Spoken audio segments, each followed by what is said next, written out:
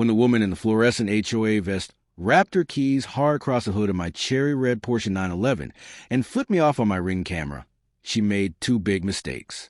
She guessed I wasn't home. She didn't know I used to work as an FBI forensic audio technician.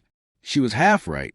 I'm Ethan Crowley, a 44-year-old systems engineer who keeps to himself in Brookpine Hollow, a cookie-cutter development with matching mailboxes and HOA newsletters printed on cheap paper. I spend my days working remotely, my weekends restoring my Porsche and hunting for rare vinyl. Life was quiet until Margaret Thorndale arrived on the scene. Margaret fancied herself the neighborhood's morality police. At 58, her hair was bleached with dark roots showing, and her manner screamed entitlement.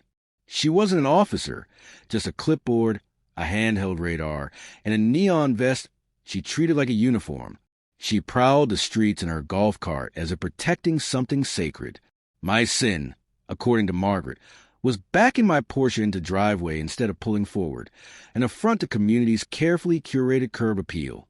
One Saturday morning, while I was washing the car, she marched up with that superior tone people like her think grants some authority. "This isn't a car show, Mr. Crowley," she announced. "Front-end parking only." I argued that backing it made leaving safer. She waved her clipboard and declared, "Rules are rules. Consider this your first warning." What followed felt like a small war. At first, the attacks were petty. Notices about glare from my hubcaps, anonymous complaints about my midday jazz practice, a cease and desist after I started the engine at 11:05 a.m. on a Sunday to run an errand. Margaret's harassment ramped up from annoying to obsessive.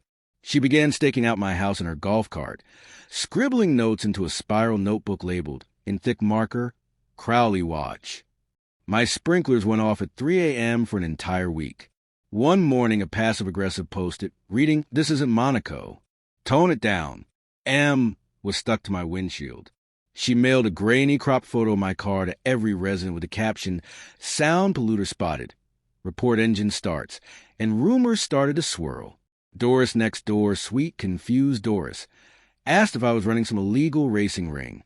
I reassured her I wasn't, but gossip spread, and my reputation in the development began to fray. At the next HOA meeting, Margaret stood at the podium and launched into a performance of righteous indignation.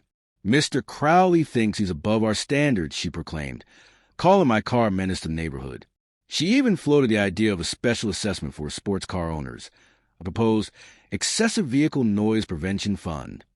The board shuffled uncomfortably. No one challenged her. Then things escalated beyond the usual petty tyranny. After I went out for tacos one night, my Ring footage showed Margaret sneaking onto my property in flip-flops and that ridiculous reflective vest, muttering to herself loud enough for the mic to pick up. "This is my neighborhood," she hissed. "Time to teach this punk a lesson about respect." She scraped her keys across the hood, carving marks into paint, and hurled a garden gnome into my side mirror until it hung by a wire. For good measure, she struck a fake law enforcement pose with a toy radar gun and narrated her actions like a one-woman HOA melodrama. Margaret Thorndale, defender of suburban peace, taking down the noise terrorist. What she didn't know was that I hadn't abandoned all of my old tools.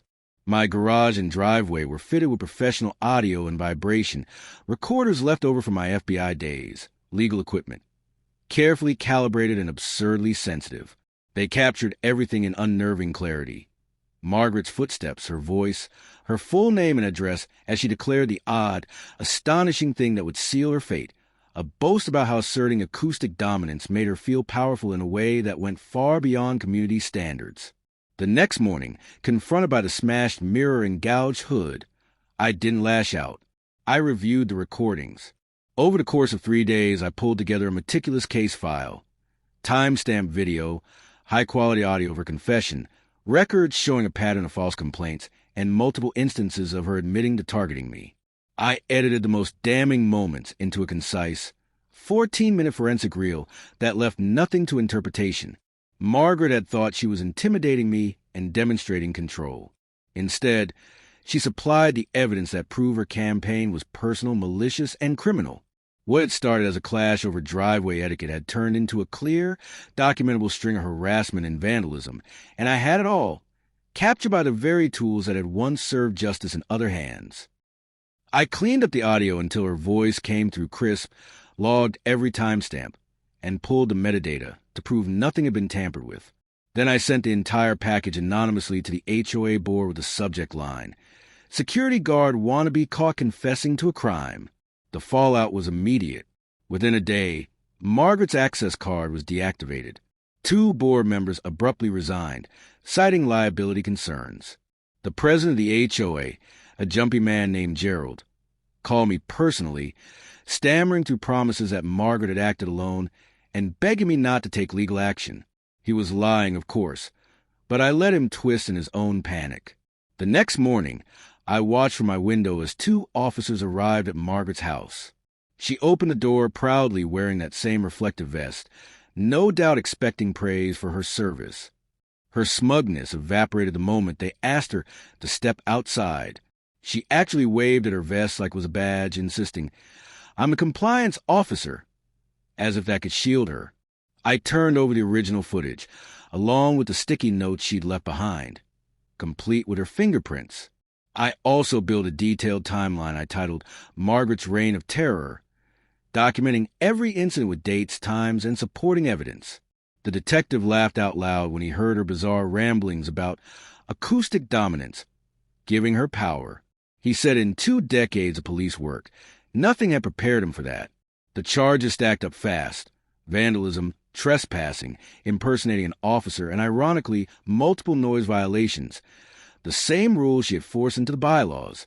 The district attorney added harassment after reviewing the 6 months of intimidation I'd logged. When the next HOA meeting rolled around, now open to every resident for the first time in over a decade, I was asked to share my side. I brought a speaker and played the infamous recording. The room of 70 neighbors sat in stunned silence before breaking into laughter. One woman laughed so hard she sprayed wine out her nose. Another was wiping away tears. Margaret's husband, a man I hadn't even realized existed, silently got up and left halfway through. The story made the local news under the headline, "Neighborhood Enforcer Caught by Her Own Sound Trap." They even led the evening broadcast with it. Her mugshot, vest and all, showed her looking utterly dumbfounded. The anchor nearly lost composure while reading the part about her acoustic sexual power. Margaret tried to fight back, insisting the clips were doctored and that she was conducting a legitimate investigation. Her lawyer quit after reviewing the files, leaving her with a bewildered public defender who couldn't understand why anyone would key a car over parking direction. At her arraignment, she kept interrupting the judge with HOA regulations until he threatened her with contempt. The trial didn't last long. Guilty on all counts. The judge, weary of her attempts to hide behind neighborhood bylaws, sentenced her to 200 hours of community service, specifically graffiti cleanup. The irony wasn't lost on anyone. She was also ordered to pay $11,000 to cover the Porsche repairs and placed on probation for 2 years. But the true sting came with the restrictions. She was permanently barred from serving in any HOA role in the county. The judge even wrote it into the ruling. On top of that, a restraining order kept her 500 feet from me and my car. When the judge confirmed she could no longer patrol, her face crumpled. She whispered, almost pleading, "So I can't do it anymore?" The judge's answer left her in tears, broken by the one punishment she hadn't imagined possible: the end of her little empire.